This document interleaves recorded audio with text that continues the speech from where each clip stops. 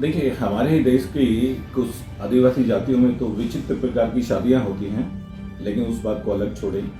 लेकिन हमारे सब समाज में भी जो हमारे आसपास साथ रहते हैं, उनमें भी ऐसी शादियां हैं कि जहां मौसी की लड़की से शादी, मामा की लड़की से शादी, बुआ की लड़की से शादी। चलो, ये उनकी प्रथा हो सकती है। और ये मैं हिंदुओं की बात कर रहा हूँ, मैं मुस्लिमों की बात नहीं कर रहा। दूसरी बात ये कह रहा हूँ कि हम एडवांसमेंट के नाम पर कुछ ज्यादा ही एडवांस नहीं हो गए। ये प्री वेडिंग के नाम पर हम इतनी नग्नता हम दिखा रहे हैं कि शरीर का कोई हिस्सा, कोई अंग ऐसा नहीं होता जिसका प्रदर्शन नहीं करते। गर्भवती होने के बाद में पहला बच्चा जो होता है उसका मोटा पेट दिखाना, अपनी जनांगों को दिखाना और उसकी फोटोग्राफी करना, पार्कों में जाकर उसकी फोटोग्राफी और उसका एक वो एल्बम बनाना, पता नहीं क्या ये है। एक नया एक रोग आ गया है, ये वाइफ स्वैपिंग वाला जो है, कि जिसमें अपनी अपनी पत्नियों को लेके जाते हैं और वो किसी कंटेनर में चाबी डालते हैं, जिसके हाथ में जिसकी चाबी आ जाती है वो उसकी पत्नी को ले जाएगा, वो उसके साथ कुछ भी कर सकता है। तो रेप पार्टी, वेप पार्टी, ये दुनिया भर की पार्टी है जिसमें खुला सेक्स और खुला सब कुछ। सोशल वैल्यूज बिल्कुल खत्म हो गए हैं।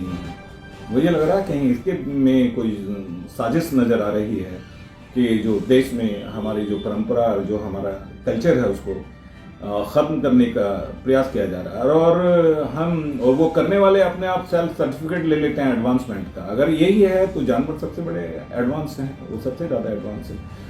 और इस देश में एक तरफ POCSO, prevention of children from sexual offences हैं, जो 18 साल से कम बच्चे, ये न्यूट्रल जेंडर एक्ट है, लॉ है कि जहां सेक्सुअल उनकी कंसेंट को मान्यता नहीं दी जाएगी।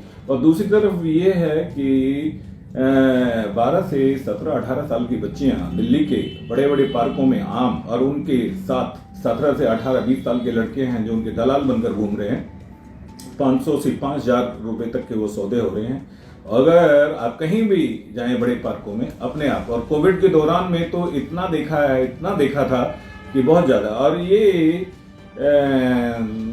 कानून बना दी है, लेकिन कानून को उनको अच्छी तरह से लागू नहीं किया जा रहा है।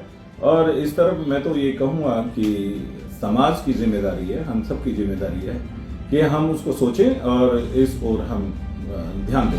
धन्यवाद।